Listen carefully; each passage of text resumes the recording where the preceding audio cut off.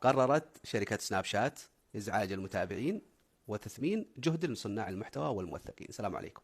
سناب شات في خلال الأيام القادمة بتاريخ 23 فبراير راح تطلق خدمة جديدة باشتراك تدفع عليه فلوس عشان تشوف محتوى الشخص اللي أنت حاب من المشاهير أو صناع المحتوى أو اللي عنده معلومة حصرية، عن طريق الاشتراك في باقات شهرية لقصة من قصص هذا المشهور، هي قصة خاصة بالمشتركين فقط.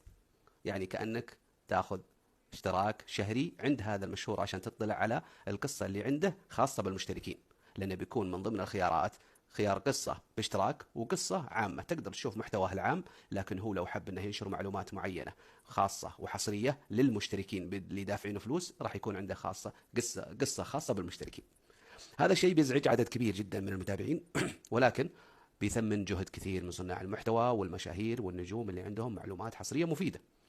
وبالتالي إذا كان هذا الشخص يهمك بشكل كبير جدا راح تشترك، وإذا كان ما يهمك راح تبحث عن غيره.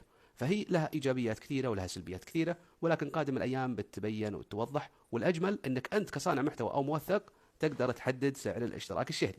يعني ممكن تحطه بدولار، ممكن تحطه مجاني، ممكن تحطه ب 500 دولار زي ما أنت حاب، وعلى حسب مدى جودة سناباتك ومعلوماتك وخبرتك والمعلومات اللي تقدمها للناس اللي مهمة لدرجة أنهم بيشتركون ولا لا. وهذه بيستفيد منها كثير من المدربين، كثير من اخصائيين التغذيه، كثير من الاطباء اللي عندهم استشارات خاصه وينشرون محتوى على سناب شات. بالتوفيق يا رب، ونشوف ونجرب.